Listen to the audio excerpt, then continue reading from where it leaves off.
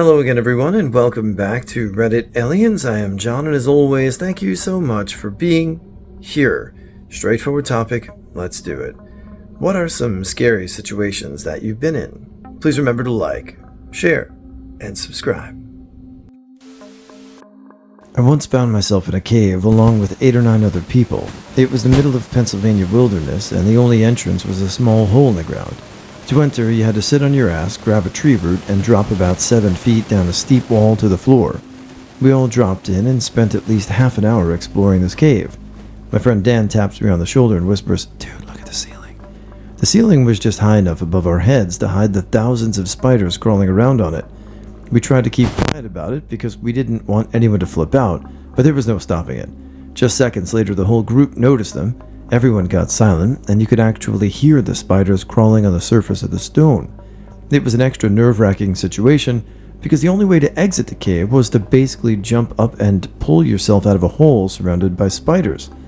2 of the girls with us were terrified and refused to climb out. They just couldn't muster the courage to put their faces next to a giant spider nest. They came around though, and everyone got out safe. I had the honor of being the last one to exit, alone in a dark cave filled with spiders and nobody around to give me a boost. Fortunately, Dan was brave enough to reach down in and give me a hand. When we first discovered that cave, we were all like, "I can't believe we've never heard of this place." Now I know why. That cave sucks. A few months later, I found out the cave is off limits in the fall because of the rattlesnakes. That cave. My uncle was taking me to see T2 back in the day. He came out of his bedroom with a leather jacket, a pump-action shotgun, gargoyle glasses, and a leather jacket like Arnie. I told him to cock it with one hand. He did it, emptied the chamber, and went to dry fire it at the floor, and boom! He lived on the 2nd floor of a triplex he owned and just discharged a round of birdshot into the bedroom of the unit below his. It was 10 p.m. The tenant was in bed and not responding. We went into the apartment, my uncle was the landlord, to see what happened. We were scared shitless and expected to find the guy dead. We found him passed out with a bottle of whiskey, listening to K-God and covered in bits of sheetrock and dust. Dude was naked and had the biggest I've ever seen, porn or otherwise.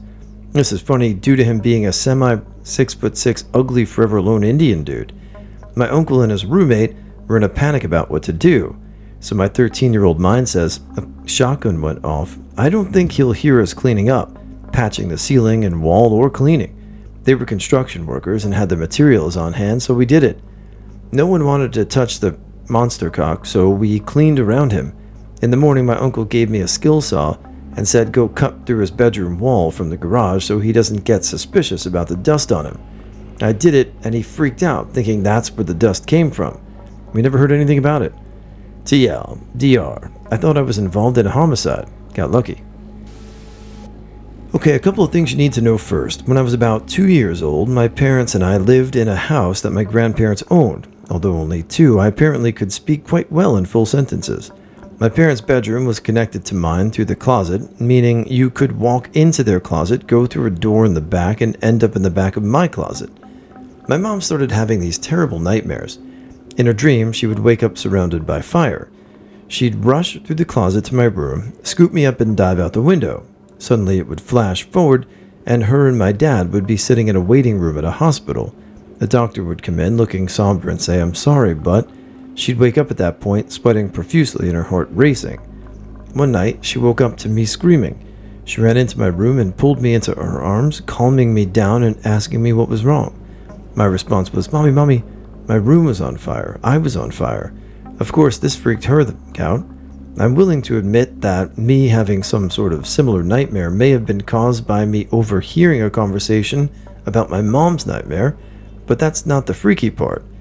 Not too long after this, we moved out, though not because of the nightmares my mom was having. We lived in southern Illinois at the time, and my parents were having a hard time making enough money to support us living there, so we moved up to northern Illinois. My grandparents sold that house once we moved. About 6 months after we moved out, my mom was talking to my grandma on the phone. My grandma started telling my mom about how the house we used to live in had caught on fire. No one was home at the time, but the bedroom that had been mine had been completely destroyed. The fire had started because of an electrical short in the closet I spoke of before. The story always gives me chills when I tell it. Well, my sister ran away when she was 4 once. Our whole family checked the house for 45 minutes and still no sign of her. That's when we called the police. Our neighbors were checking around the woods near our house too. I had no idea what happened to her. It turns out she was hiding under the side table in my parents' bedroom. It had a happy ending, but I was nervous and protective of my family for a while after that. TLDR, Eagle stole little sister from my mother's hands.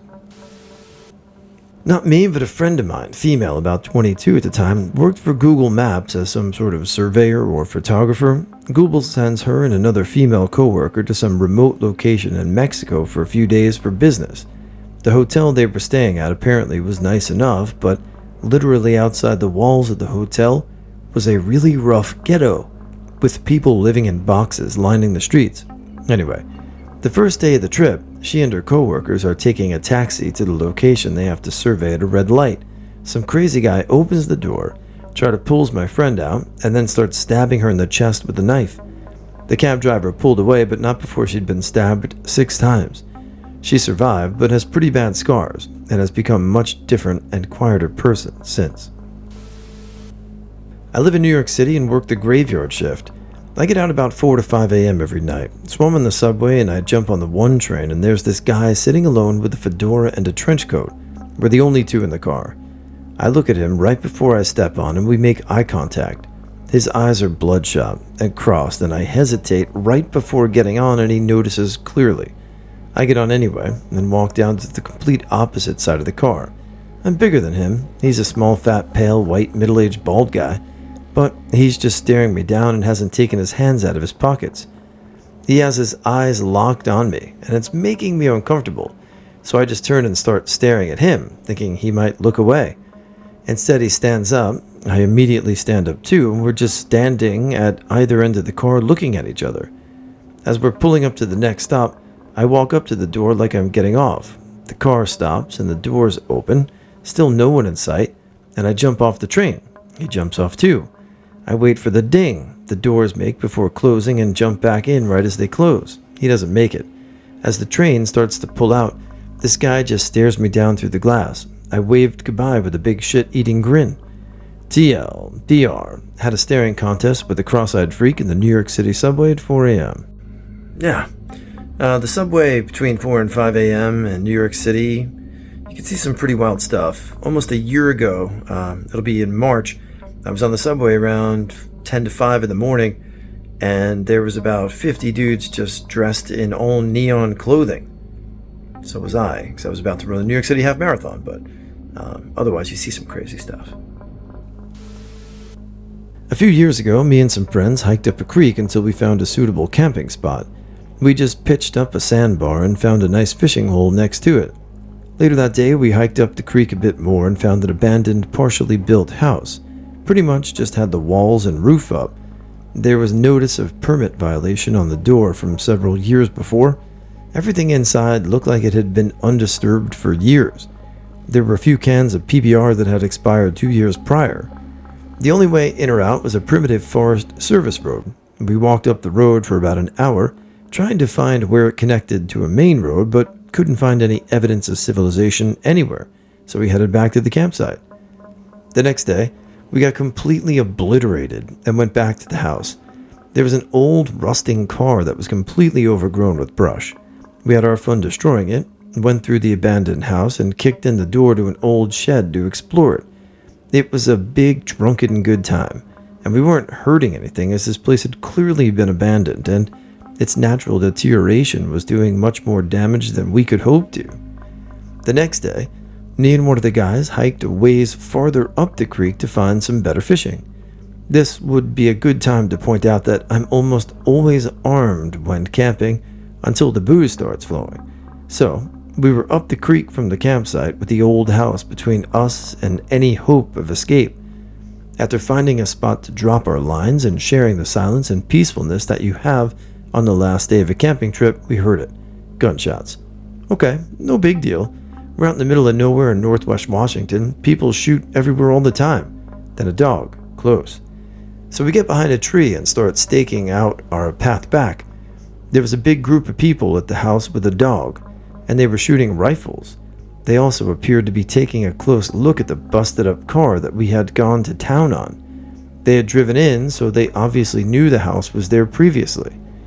These were some quite authentic rednecks, and there was literally no way to get help if something went down. We had hiked up the river for a couple hours, no cell reception, no one in earshot to call out to. I had my pistol on me, and I'm one hell of a shot with it, but if these guys did want to with us, it was either my 8-round mag of 45s versus several of them with rifles. So we got on our hands and knees, and slowly worked our way through some blackberry vines, trying not to make enough noise to alert their dog. At one point in the vines, the dog heard something and started barking in our direction. I saw a rifle pointed our way while the dog was barking, but the brambles were thick enough that they couldn't see us. We barely made it back to the campsite without being seen. We immediately started packing up to the sounds of them shooting and loudly yelling. It was pretty terrifying. And at several points I thought we were going to be seen and have to go toe-to-toe with a bunch of rednecks with guns asking why we were on their property and why their stuff was all up. Lesson learned. No matter how abandoned something looks, just leave it alone. I used to work graveyards at Circle K in Northern California College Town. California law states that no alcohol can be sold between 2 and 6 a.m. At about 2:45, a couple of guys come into the store, go to the cooler and grab a couple of 18 packs of shit beer, Coors, Keystone, can't remember now. I tell the leader of the duo that it's after 2, I can't sell the beer to him. And he starts getting irate. I offer him a free coffee, soda, candy bar, but I can't sell the beer. Cops and management have been all over our asses for questionable sales. The leader gets the 1,000-yard stare in his eyes and proceeds to start reaching for the small of his back, at which point his buddy says, "Stop, man, it's not worth it." The leader smiled at me, winked and said, "See you soon," and left. 2 days later, I got fired for telling the regional dickhead that 2 people needed to be on at night, a few other things, so my assistant manager had to cover my shift. That night he was robbed and had the shit knocked out of him by a big guy that fit the description of the tool I'd dealt with a few nights before. TL, DR. Narrowly avoided getting a shotgun shoved in my face, but a friend wound up with it instead. I was 16 and walking home from work late at night when a guy pulled up beside me and started asking, "Do you live around here? Where are your parents?" His questions got more personal. He asked me what school I went to, where I worked, etc.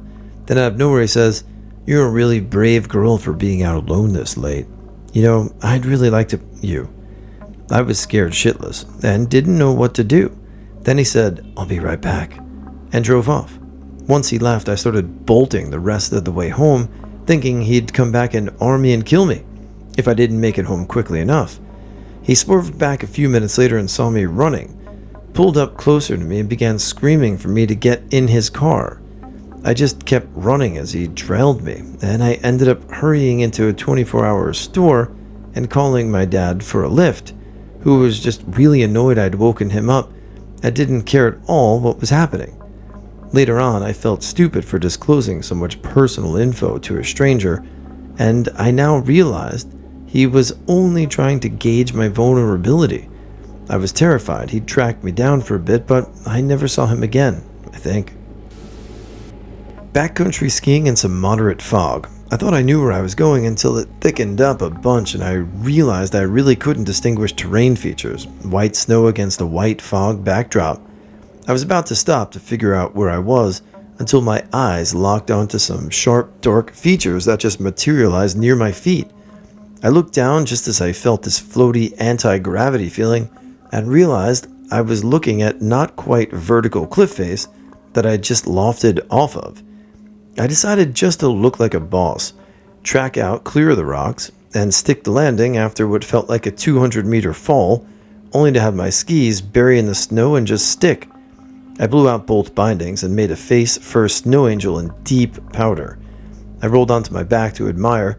It was actually only an 8 to 10-meter fall and laughed my ass off. During my finals week at college, I left the library pretty close to midnight and decided to carry my laptop to my car, which was a block and a half away down a side street. I was completely alone and my phone was dead, but it was pretty well lit, so I figured I'd be okay. As I was walking, a pickup truck driving the opposite way slowed down a bit and Kay turned behind me and kept following me.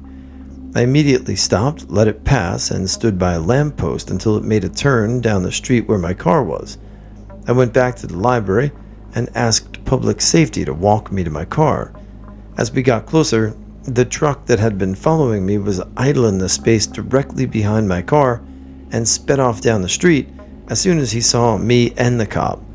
I almost didn't go back and get public safety because I felt I was being too paranoid.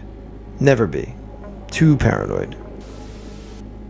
I was 16 years old. One Christmas vacation, I hitchhiked from Chicago to Los Angeles, made it there in 57 hours, and back. It took me 3 weeks. On the way back, just outside Amarillo, Texas, I was out on the road about 10 p.m. It was very cold. A black Cadillac traveling westbound turned around, pulled up to me, and stopped. The passenger side window opened, and the driver offered me a ride. We talked for a while, and eventually the driver told me he was an entertainer. In his nightclub act, he was known as the African Queen.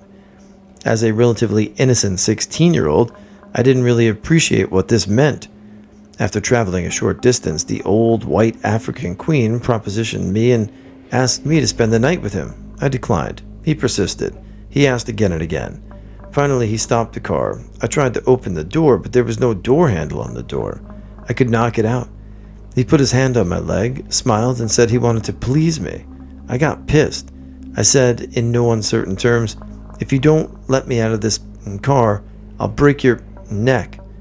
He replied, "You don't have to get so angry. Open the window." I reached outside the door, opened the door, got out, and he pulled away. I saw his black Cadillac take the next exit, cross over the highway, and continue back westbound. I've got a lot of ulcer-related problems. Stress, drinking, and smoking all plays a really big part. This comes back into play later.